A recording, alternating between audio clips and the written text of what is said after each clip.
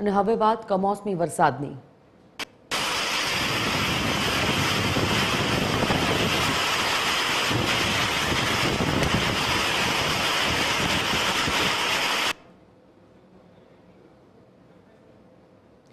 રાજ્યમાં સામાન્યથી મધ્યમ વરસાદની આગાહી છે, ત્યારે ગાજવીજ અને પવન સાથે વરસાદની આગાહી કરાઈ છે। આજથી મહત્તમ તાપમાન 3 થી 5 ડિગ્રીનો વધારો થઈ શકે છે। સુરત, નવસારી, ભરૂચ, ડાંગ, તાપીમાં વરસાદની આગાહી કરવામાં આવી છે। તો વલસાડ, જૂનાગઢ, રાજકોટમાં સામાન્ય વરસાદની આગાહી કરવામાં આવી છે। મોરબી, સુરેન્દ્રનગર, ભાવનગરમાં પણ વરસાદની આગાહી છે। તો અમદાવાદ, ગાંધીનગર, વડોદરા, નડિયાદમાં પણ વરસાદ થઈ શકે છે। આ તરફ ખેડા, બનાસકાંઠા, સાબરકાંઠામાં પણ વરસાદી માહોલ રહેશે।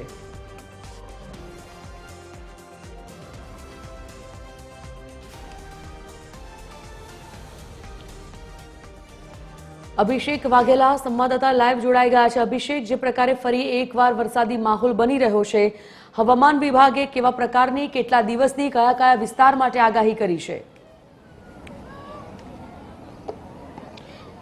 બિલકુલ સંજીવની વાત કરીએ તો છેલ્લા ઘણા સમયથી વાતાવરણમાં ફેરફાર જે છે તે જોવા મળી રહ્યા છે। અલગ અલગ સિસ્ટમો જ્યારે સક્રિય થતી હોય છે ત્યારે આ પ્રકારની માહિતી જે છે તે આપણને મળતી હોય છે। અલગ અલગ સાયક્લોનિક સર્ક્યુલેશન જે છે તે સક્રિય થતું હોય છે। તેવામાં એક વધુ સાયક્લોનિક સર્ક્યુલેશન જે છે તે સક્રિય થયું છે અને તેની સીધી જ અસર આપણા શહેર સહિત રાજ્યભરમાં અત્યારે હાલ જોવા મળી રહી છે। આપ સીધા દ્રશ્યો જોઈ શકો છો કે વહેલી સવારથી જ ધુમ્મસભર્યું વાતાવરણ જે છે તે જોવા મળી રહ્યું છે અને તેને લઈને કહી શકાય કે જે પ્રકારનું અત્યારે હાલનું આ વાતાવરણ જે છે, સાથે સાથે અત્યારે હાલ મિશ્ર ઋતુનો પણ અહેસાસ થઈ રહ્યો છે। એક તરફ વરસાદની આગાહી, જ્યારે બીજી તરફ અસહ્ય બફારો જે છે તે જોવા મળી રહ્યો છે અને તેને લઈને અત્યારે હાલ કહી શકાય કે જે પ્રકારે હવામાન વિભાગ તરફથી આગાહી કરવામાં આવી છે, અત્યારે વરસાદી માહોલ સાથે ઉકળાટ જે છે તેનો સામનો કરવો પડશે। સાથે સાથે રાજ્યમાં સામાન્યથી મધ્યમ વરસાદની આગાહી કરવામાં આવી છે। સાથે સાથે ગાજવીજ, પવન સાથે પણ વરસાદની આગાહી કરવામાં આવી છે।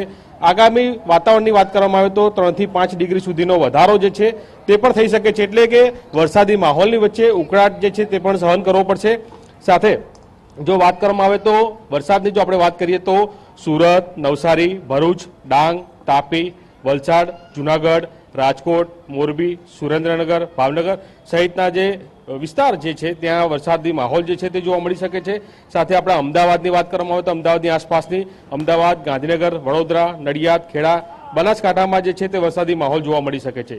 સાથે સાથે કહી શકાય કે જે પ્રકારે વાતાવરણમાં તાપમાનમાં એકદમ ઘટાડો જોવા મળતો અને ત્યારબાદ હવે આ પ્રકારની સાયક્લોનિક સર્ક્યુલેશનની અસરના કારણે તાપમાનના પારા જે છે તે પણ ઉચકાયા છે।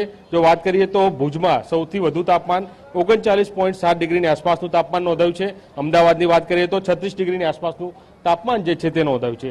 એટલે સંજીવની મહત્વનું છે કે અત્યારે હાલ જે પ્રકારનું આ વાતાવરણ જે છે, જે પ્રકારની સિસ્ટમ એક સક્રિય થઈ છે અને તેના કારણે અત્યારે હાલ બે ઋતુનો અહેસાસ જે છે તે કરવો પડશે। વરસાદી માહોલ છે અને તેની સાથે સાથે જે પ્રકારે તાપમાનમાં પારા ઉચકાયા છે તેને લઈને હવામાન કહી શકાય કે તાપમાનનું પારો જે છે તે ઉચકાયો છે અને તેના કારણે ગરમીની અસહ્ય બફારો જે છે તે પણ ક્યાંક જોવા મળી રહ્યો છે।